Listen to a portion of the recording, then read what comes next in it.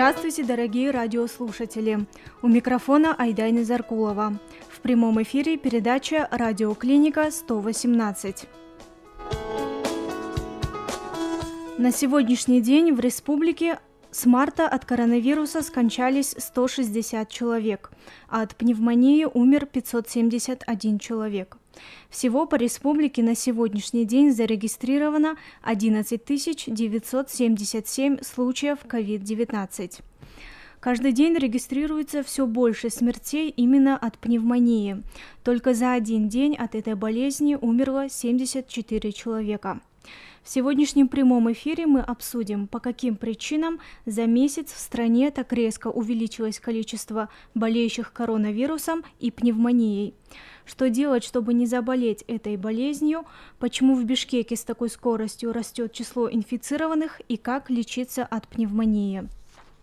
Дорогие радиослушатели, напоминаем вам, что в прямом эфире работает следующий номер телефона 39 19 33, по которому вы можете позвонить и задать интересующие вас вопросы. На телефонной связи с нами находится доктор медицинских наук, профессор Кыргызско-Российского славянского университета, президент Кыргызской медицинской ассоциации Арсен Аскеров. Здравствуйте, Арсен Аскерович. Добрый день. Вот сегодня в стране складывается очень тяжелая ситуация с коронавирусом и пневмонией. Каждый день регистрируется все большее количество заболевших внебольничной пневмонией и коронавирусом. И это только по официальным данным. Потому как очень много людей, которые не сдают тесты на коронавирус, они просто консультируются со своими лечащими врачами и лечатся в домашних условиях. Вообще смертей от пневмонии больше, чем от коронавируса. Расскажите, пожалуйста, почему за последние несколько недель в стране так возросло количество людей, болеющих пневмонией? Надо отметить две вещи. Первое – это то, что терминология разделения коронавируса и отдельно пневмонии на сегодняшний день во многих странах не принята. Это только принято у нас и в Казахстане. Это связано чисто бюрократически с финансированием нозологии через фонд обязательного медицинского страхования. На самом же деле эпидемиологически это 99% одна и та же заболевание, одна и та же нозология. То есть сегодня причина увеличения эпидемически большого количества пневмонии связана напрямую с коронавирусом.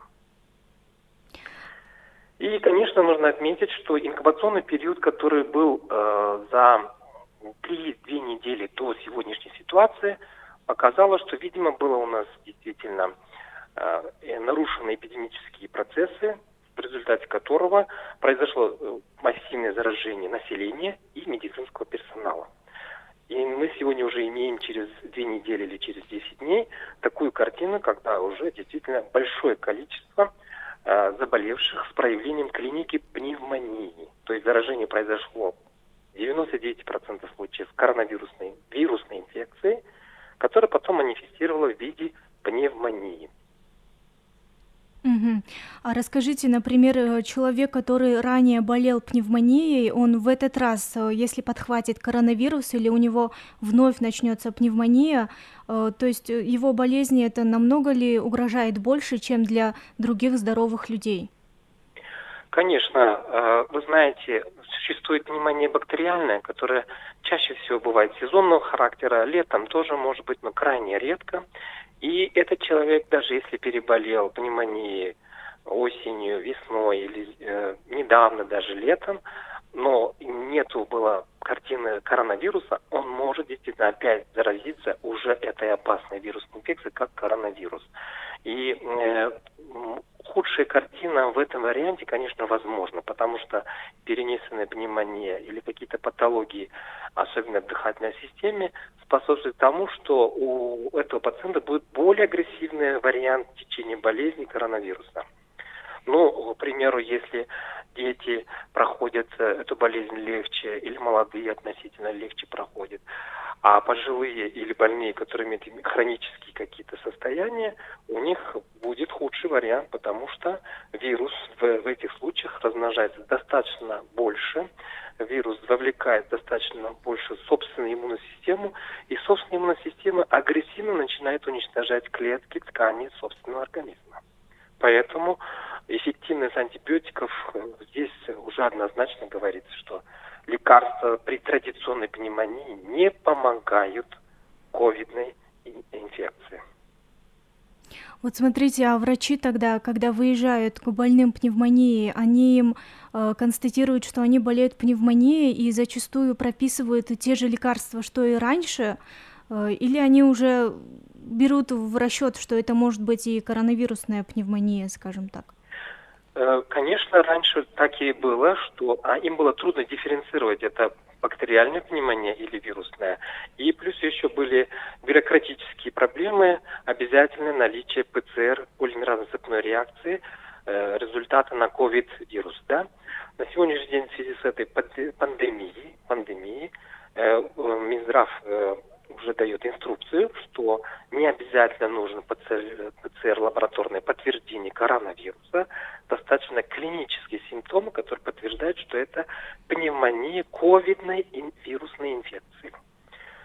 И из-за того, что у нас в больницах и в поликлиниках ситуация напряженная, гораздо высокий риск заражения инфекцией вирусной, и перегрузка медперсонала, поэтому разрешается в домашних условиях семейным врачам проводить диагностику и лечение ковидной инфекции или ковидной пневмонии.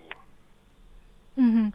А расскажите, пожалуйста, есть ли какие различия есть между пневмонией и гриппом? Потому что многие люди, возможно, думая, что это легкая форма гриппа, пытаются лечиться дома какими-то, такими же обычными средствами, какими они лечились и от простого гриппа.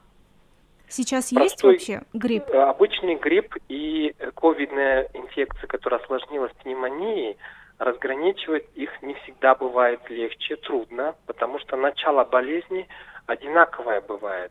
То есть общее недомогание, общие слабости, температура и в гриппе встречается, и в приковидной инфекции встречается. Плюс еще нужно отметить, на сегодняшний день ковидная инфекция себя ведет уже атипично, не как классическая картина, то есть с первых же дней появления отсутствие обоняния, вкуса и так далее. Уже эти симптомы появляются позже. Первыми симптомами стали уже выходить симптомы, характерные как при гриппе. То есть недомогание, температура, боли в грудной клетке, боли в голове, боли в костях и мышцах и так далее. То есть, видите, эти симптомы гораздо вперед идут, поэтому люди и персонал тоже ошибается и ставят диагноз это как грипп. А на самом деле это начальный период коронавирусной инфекции. И, естественно, есть тяжелые варианты, больные, которые не лечатся, или иммунитет крайне плохой. У них, естественно, это проходит вариант в худшем варианте. Другие, которые более иммунитет сильный, более молодой возраст, у них легче это заканчивается, и просто это не регистрируется в системе здравоохранения как ковид-инфекция, а идет как грипп обычно. А на самом деле, если взять более лучшие полимеразную реакцию анализы, мы можем обязательно однозначно подтвердить, что это коронавирус. То есть проблема в лабораторных технологиях. Наши лабораторные тесты, я не скажу, что они идеальные, 100% показывают результаты. Нет, у них есть обязательно определенный процент погрешности, неправильно. Не могут уловить коронавирус своевременно. Расскажите, сейчас очень много также бессимптомных больных, которые на самом деле являются носителями коронавируса. Как проходит болезнь у них? Вы правы, особенно у тех, которые молодые или иммунная система лучшая, или дети, да, вот они действительно могут пройти бессимптомно коронавирусную инфекцию, и у них и симптоматика очень скудная, в основном симптоматика головных болей, незначительная такая транзиторная температура, может быть. И они в этот период, естественно, являются опасными для окружающих в плане того, что все равно они, даже если не проходят сильного проникновения вируса в организм и сильного размножения, они в верхних дыхательных путях все равно дают ситуацию, когда вирус может продолжать размножаться в верхних дыхательных путях и распространяться в окружающую среду. И в этой ситуации, конечно, особенно вот первые 2 недели, когда человек бессимптомно болеет, то он должен, конечно, держать самоизоляцию, чтобы не заразить других. Это условие необходимо.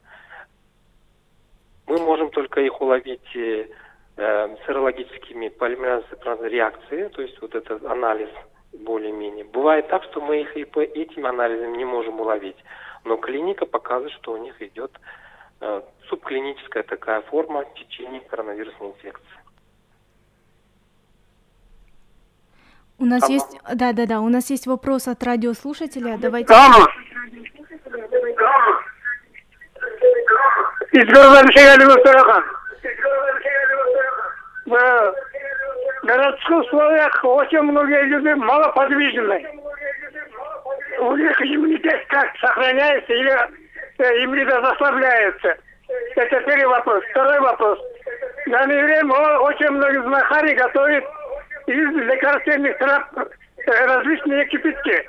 А там, если останется у них после кипячения лекарственные составы лекарства, или никакой пользы от них, Алимов. Спасибо. Спасибо. Значит, очень хороший вопрос задал товарищ. Действительно, вот последние случаи смерти, которые прошли вскрытие и патологоанатомы нам говорят, что у этих людей мы замечаем, что легкие переполнены жидкостью, отек легких, очень переполненная жидкость, отек легких, кроме тромбозов. Поэтому это является следствием того, что многие больные коронавирусной инфекцией, пневмонией, действительно ведут малоподвижный образ, даже лежат горизонтально, это запрещено даже, да, на спине они лежат, создают способствуют тому, чтобы легкий не может освободиться от лишней жидкости, перегруз жидкости, и ткани легкого все действительно накапливают большое количество ненужной жидкости. Для этого необходимо действительно правильное положение, позиция тела, грудной клетки. И мы предлагаем, надо лежать на животе, надо полусидя, надо голову наклонять. То есть есть специальные формы, как нужно помочь, чтобы в легких не застаивалась жидкость. Кроме этого, естественно, иммунная система важное значение имеет. Мы не знаем, как определить, у кого иммунная система лучше или плохо. И мы только потом, после того, как он излечился, скажем, что у него иммунная система хорошо защитила его.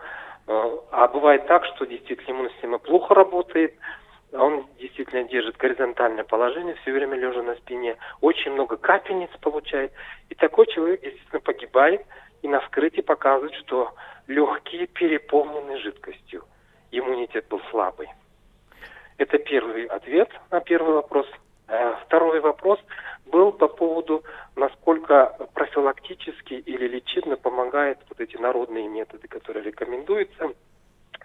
Сразу же вам скажу, что для легкой формы и для того, чтобы при попадании в верхние дыхательные пути, для того, чтобы уменьшить количество вирусов, возможно, эти методы можно применять. Но они никогда нельзя сказать, что они будут предупреждать заражение. Все равно при таком подходе вы можете все равно заразиться, потому что вирус, его задача проникнуть глубже в дыхательные пути, в легкие, дойти до кровеносных сосудов и до кровяных клеток. И были случаи, когда действительно люди, пациенты пытались вот этими народными средствами предупредить, но все равно у них произошло это заражение, и вирус попал в кровеносные русла и продолжал свою агрессивную действие, атаку. Поэтому пока официальная медицина говорит, что эти методы не предупреждают заболевания. Возможно, они нужны для того, чтобы чисто держать чистоту верхних дыхательных путей, убирать другие лишние бактериальные фон, чисто профилактически общего характера. Но нельзя сказать, что это прям специфически для коронавирусной инфекции. Угу. А каким образом тогда людям нужно сейчас поднимать свой иммунитет? Для поддержания, поднять навряд ли мы скажем, но для поддержания хорошего состояния, в том числе иммунной системы, необходимо, естественно, прежде всего помочь кровяной системе. То есть кровь должна быть всегда в оптимальном состоянии, не в сгущенном состоянии. Если вы кушаете очень много сладкого, лишнее питание, жидкости мало принимаете, и кровь у вас все время густая, это хорошая среда для вируса. Поэтому рекомендация правильное питание. Правильное питание, и в такой теплый период, жаркий период, необходимо, естественно, организм добавлять теплой водой, чтобы, если вы в сознании, если вы хорошо активный образ, тогда зачем вам капельницы и так далее, вы можете пить теплую воду, не сладкую. Второе, это, естественно, активный образ жизни, это упражнения, которые, не требуются супер какие-то спортивные упражнения. Достаточно те упражнения, которые помогают делать диафрагме, грудной клетке экскурсию. То есть вы сами можете увидеть и по интернету очень много источников, которые рекомендуют упражнения простые, доступные, которые помогают экскурсии диафрагме, да. И, естественно, вот этот малоподвижный образ жизни не должно быть. Ходьба или пробежка 30 минут, не меньше, для того, чтобы не только улучшить экскурсию грудной клетки, но и сжечь лишнюю глюкозу, да. То есть вы питаетесь, малоподвижный образ, я понимаю, домашний карантин, в это время, если вы не сжигаете жиры, глюкозы лишние, и вы не делаете активацию, то, естественно, кровь, гипергликемия, эритроциты тоже начинают более сладкими становиться, а вирус любит сладкие эритроциты. Все понятно. Вот сейчас как раз-таки многие люди начинают делать дыхательные упражнения, чтобы свои легкие больше натренировать, чтобы они были в хорошем состоянии. Да. Вообще коронавирус и пневмония, они, получается, поражают именно легкие. Люди Не только, я бы сказал, они поражают все системы, но больше всего, конечно, поражает дыхательную систему, потому что там близко находятся эритроциты, там близко находятся капилляры. Сердце они тоже поражают, печень поражает, селезенку поражает, кишечник поражает. Есть симптомы, видите же, там диарея у кого-то появляется, у кого-то там боли в печени или в брюшной полости. Это все характерно говорит о том, что вирус атаку проводит на уровне сосудов маленьких и на уровне кровяных клеток.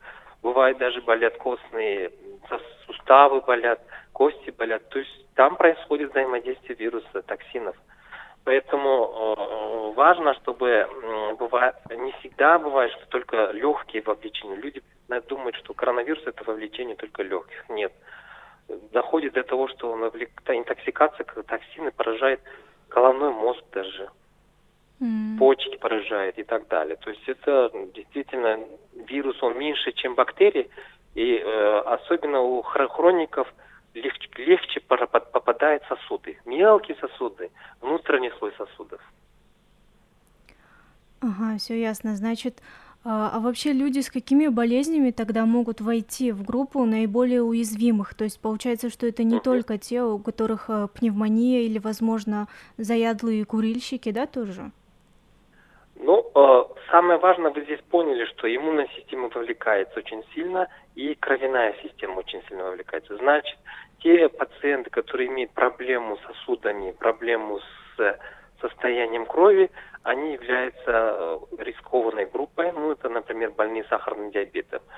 Все время у них высокие глюкоза, эритроцит сладкий, сосуды ломкие, поэтому они тяжело переносят. Если они вовремя не подключают кроверазжижающие препараты, диету, инсулин, то вирус быстро уничтожает этих пациентов.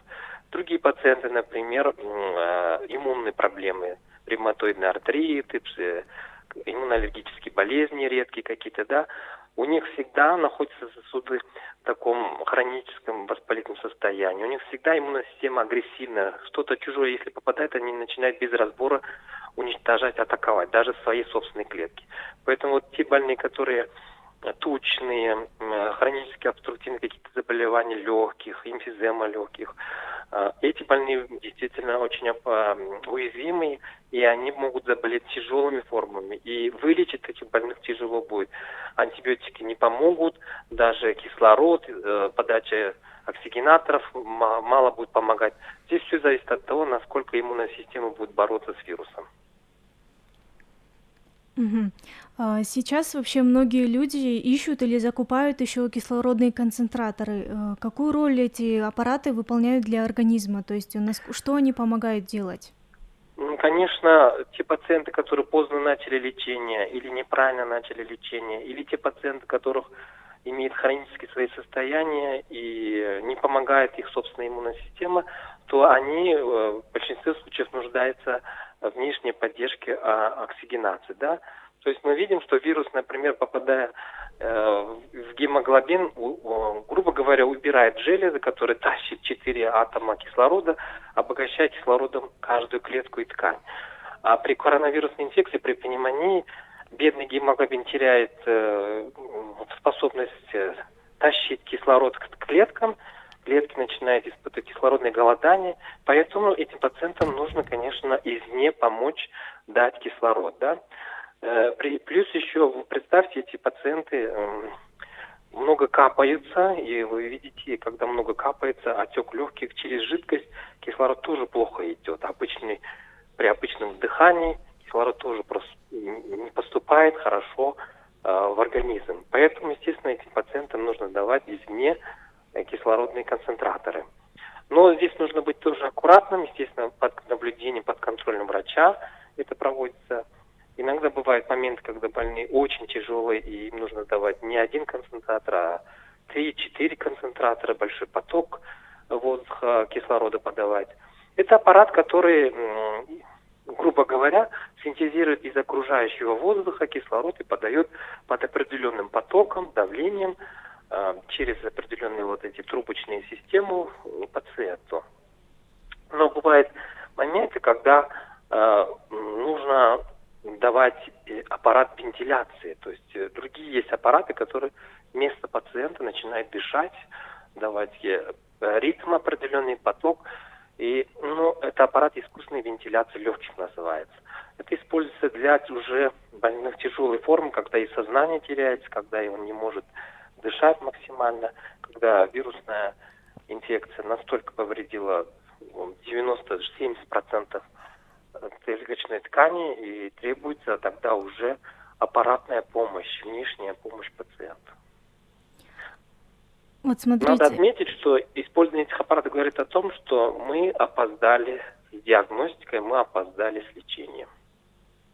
Мгм. Это очень важное замечание такое. Вот смотрите, у нас, получается, в Бишкеке и вообще в регионах открываются дневные стационары и даже ночные. Для того, чтобы получить срочную помощь и при пневмонии или если у вас есть признаки ОРВИ, такие граждане могут туда обращаться. Скажите, на какое время может хватить лечение такое, вот эта скорая медицинская помощь, которую там оказывают? Там вот ставят капельницы, да, пациентам? Я надеюсь, что в этих дневных стационарах и ночных стационарах строго придерживаются инструкции, которые рекомендует Министерство здравоохранения, потому что я уже как отметил, на сегодняшний день, когда мы анализируем умерших женщин от коронавирусной пневмонии, то мы видим, что легкая полностью переполнена жидкостью. И, конечно, нам сейчас очень рано делать такие выводы, анализы, но предварительно мы говорим, что, видимо, в домашних условиях или, видимо, в дневных стационарах чересчур много перекапывают, это может, наоборот, ухудшить состояние пациента. Поэтому нужно профессиональное, несколько раз проконсультироваться с экспертами и делать правильное лечение. Конечно, когда медработники 90% все заражены, они сами больные, и они не могут оказать помощь. И когда очень сильно перегружена скорая медицинская помощь, то такие типы помощи в виде дневных стационаров, ночных стационаров очень полезны, очень нужны. Но обязательно с соблюдением тех рекомендаций, которые предлагает Министерство здравоохранения, чтобы были использованы те препараты, правильные препараты. Я же уже говорю, что придуманные какие-то антивирусные препараты, которые не дают на сегодняшний день эффекта, или антибиотики, которые тоже в этом смысле маловероятно будут помогать, то использование антикоагулянтов всегда задерживается, или, например, все думают в качестве хорошего антитромболитика аспирин или другие препараты, то я скажу, что иногда эти препараты не могут растворить тромбы. Нужен гепарин, а стационарах я не знаю, насколько можно проконтролировать ведение гепаринотерапии и так далее. То есть нам нужны хорошие эксперты, консультанты, и пациентам я рекомендую, чтобы придерживались тех рекомендаций, которые рекомендует Министерство здравоохранения, а не добавлять гормоны, не добавлять там эфилин, не добавлять химические смеси и так далее. Вот вы сейчас рассказали, что вы занимаетесь осмотром людей, которые умерли от коронавируса. Расскажите подробнее об этой работе. Мы по WhatsApp-группе, как медицинская ассоциация, со всеми другими специалистами, патологоанатомами, дистанционно обсуждаем проблемы, которые происходят в системе. Даже это как бы мы, профессионалы-врачи, должны обсуждать, где у нас какие ошибки, где у нас какие-то недостатки и так далее. Даже если у нас система здравоохранения слабая, все равно мы должны анализировать проблемы.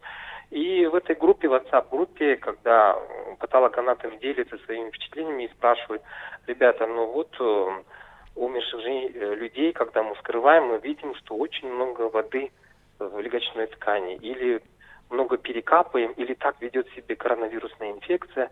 То есть анализ делать очень трудно, но предварительно вот такие есть наметки. И мы начинаем тоже предлагать нашим коллегам, которые работают в больницах, и говорит: ребята, давайте проанализируем, много ли мы перелили, или это связано действительно с самим вирусом. То есть клинический опыт у наших специалистов нету. В других странах другой подход, может быть, лечения был, поэтому у них тоже совсем другой опыт. То есть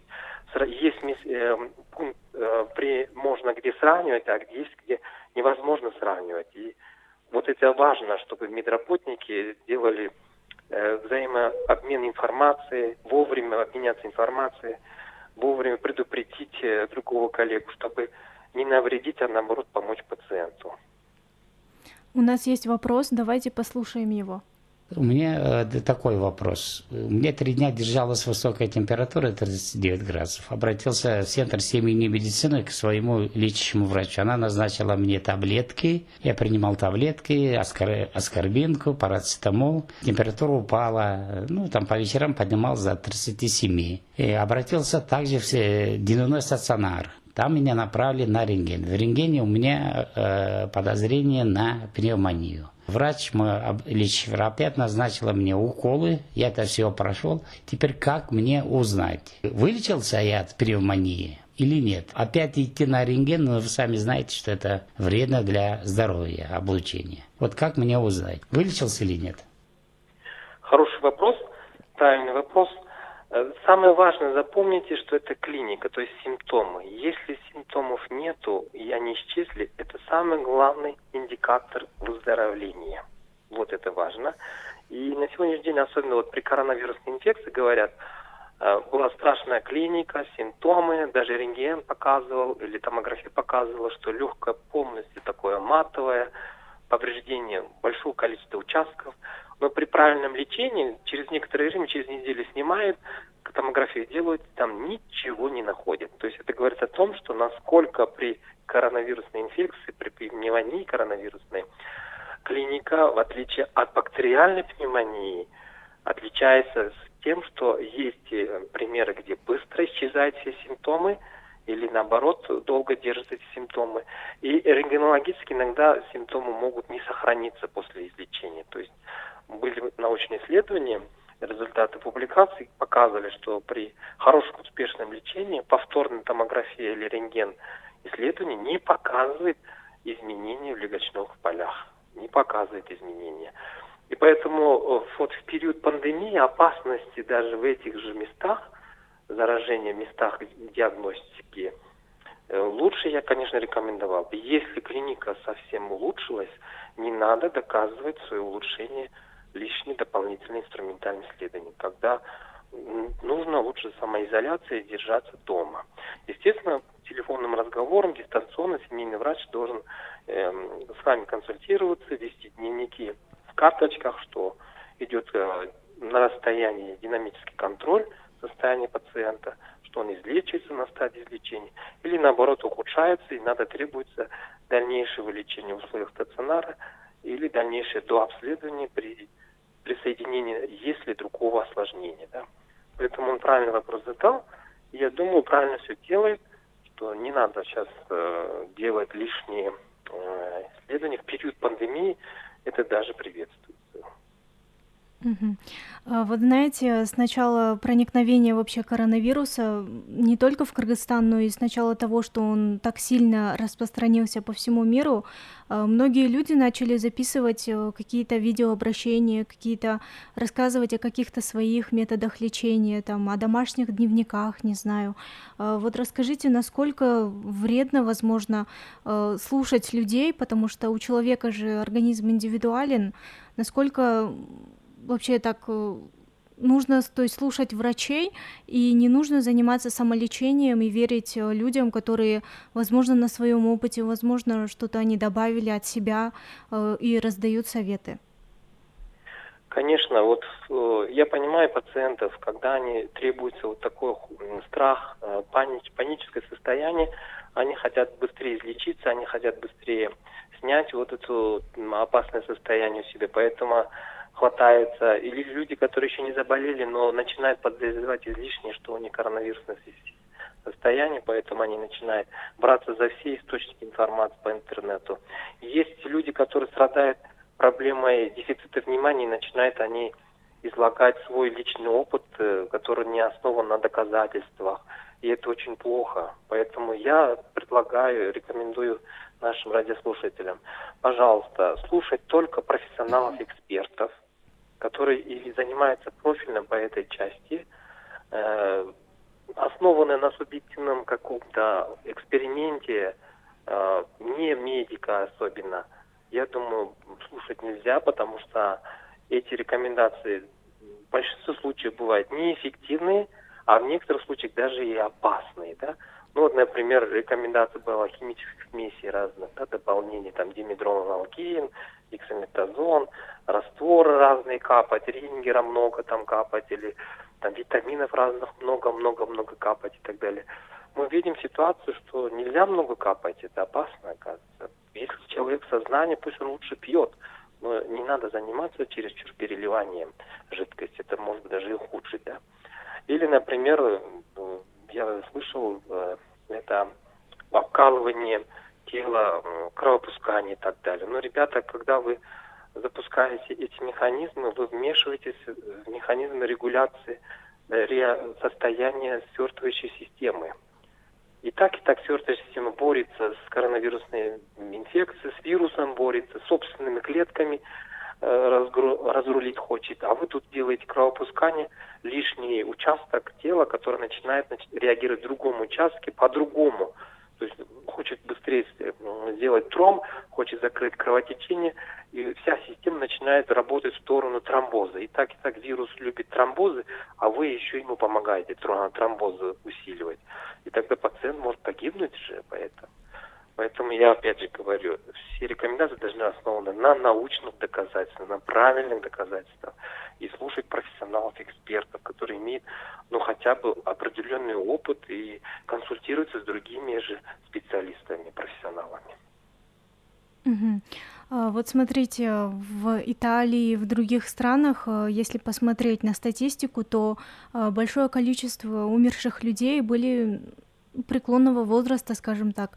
Почему вот в Кыргызстане именно, согласно статистике и вообще некоторым данным, даже вот от знакомых, когда слышишь, немало людей более-менее молодых, которые все еще в расцвете сил, почему они умирают от пневмонии и от коронавируса? Вообще эта болезнь помолодела, скажем так, или иммунитет у людей более слабый? С чем это связано вообще? Как вы думаете? Связано с популяцией людей. Я уже говорил, что у нас тоже, между прочим, люди не молодые чаще болеют, потому что у них уже за прожитый период жизни иммунная система стала более слабая.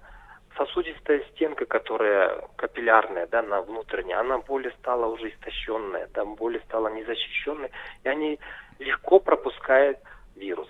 А возьмите молодых детей, например, у них сосудистая стенка, вот это свойство их легочной ткани, она более защищенная, и она не пропускает или мало пропускает вируса. Если даже вирус попадает, то иммунная система не реагирует ненормально, да, То есть я слово говорю ненормально, то иммунная система, клетки, которые ответственны за иммунную систему, начинают бороться с вирусом и начинают бороться, кроме этого, параллельно с собственными клетками неправильными, да, неправильно. И вот замечено, у тех людей молодых, которые раньше хронически болели какими-то проблемами, или наоборот, они не лечились, они неправильно лечились. Ну, к примеру, возьмите, очень много сделали дексаметазон, очень много антибиотиков, а вирус все равно не погибает, он продолжает уничтожать, делает атаку вирусную. Поэтому у нас получилось, что и молодые погибают, и старшее поколение люди погибают. А в Италии такая же картина была. Молодые тоже погибали, но больше всего погибали, конечно, пожилые люди. Мгм. Вообще сейчас выходит очень много исследований ученых, которые прогнозируют, что у людей, переболевших коронавирусом, в будущем, возможно, сократится жизнь или вообще она окажет какие-то свои влияния на организм человека.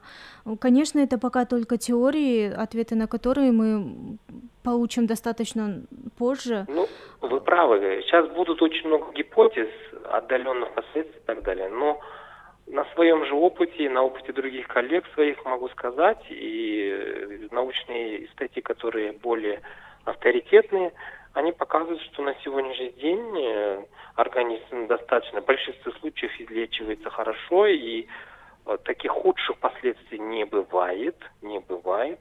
Даже вот удивились, что вот фиброз, какие-то там тромботические процессы в легочной ткани должны были оставлять определенные остаточные явления, но контрольная компьютерная томография говорит, что не остаются, организм справляется, уничтожает все эти последствия и начинает рекомендовать какие-то рассасывающие препараты и так далее. А есть люди, которые без этих рассасывающих препаратов нормально восстановились, без этих лекарств.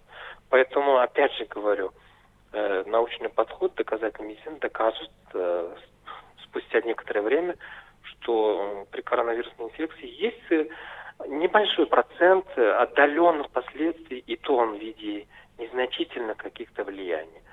Значимых, опасных, отдаленных последствий нет. Мгм. И последний вопрос. Какие меры вообще нам нужно будет предпринимать и как подготовиться, если в стране осенью начнется вторая волна коронавируса? Да, прежде всего мы говорим, что уже следующая волна будет. Те люди, которые сейчас не заразились, могут заразиться следующей через пару месяцев. И здесь важна готовность системы здравоохранения. Я надеюсь, что наши 90% коллег, которые переболели, вылечились, вернутся в свои рабочие места, начнут работать, получат хорошую мотивацию, поддержку от государства, правительства и начнут правильно лечить. Особенно я надеюсь на первичную медико-санитарную помощь, то есть особенно на центры семейной медицины, потому что амбулаторное лечение, первичное лечение очень важно, не стационар. Если вовремя при начале болезни этой, при легкой форме, если наши семейные доктора начнут правильно лечить, вовремя лечить, я думаю, мы легче перенесем, по крайней мере. По статистике количества заражений нельзя сказать, что мы можем легче. А вот по статистике высокой заболеваемости, осложнений пневмонии или смертности будет более-менее легче, если наши коллеги начнут правильную диагностику, правильное лечение. Поэтому очень важно вот сейчас сделать усилия на обучение медицинских работников, на их поддержку. А то вот мы сразу начинаем покупать аппараты ИВЛ, аппарат оксигенатор и так далее. Это очень затратно и очень трудно, потому что воспитать хорошего реаниматолога с хорошим опытом, это требует очень много времени, и плюс еще не всегда эффективно уже лечить тяжелого коронавирусного больного. Эффективно лечить лучше легкого с началом, когда только болезнь начинается. И это лечить уже дома, уже начиная дома, с первых же дней. Мы же начинаем заниматься с этим пациентом очень поздно. И начинаем говорить, давайте нам аппарат и так далее. Но у этого больного уже вирусная атака уже идет. И методы медицины не всегда могут помочь при тяжелой ситуации спасти этого больного. Поэтому лучше первичная профилактика. Это не заразиться, сидите дома. Вторичная – это когда у вас появились первые симптомы. Не допустить ее до тяжелого состояния. Хороший доктор должен заниматься и вовремя вылечить. И третичная – это когда уже все равно, если произошло тяжелые варианты, то есть особенно хроники больные, хотите не хотите, они будут по тяжелой форме болеть, то надо им делать безопасную, качественную помощь. То есть должны быть профессионалы, не лишнее перекапать, вовремя коррегировать сахар, там, добавить хороший инсулин, или вовремя сделать замену антибиотиков правильным антибиотиком и так далее. А то, если мы сейчас неправильно начнем, нерационально начнем лечить, то мы действительно получим последствия очень большие. В том числе и антибиотика нечувствительность всего населения Кыргызстана. Спасибо вам большое. С нами на прямой связи был доктор медицинских наук, профессор Кыргызско-Российского славянского университета, президент Кыргызской медицинской ассоциации Арсен Аскеров. У микрофона была Айдайна Заркулова.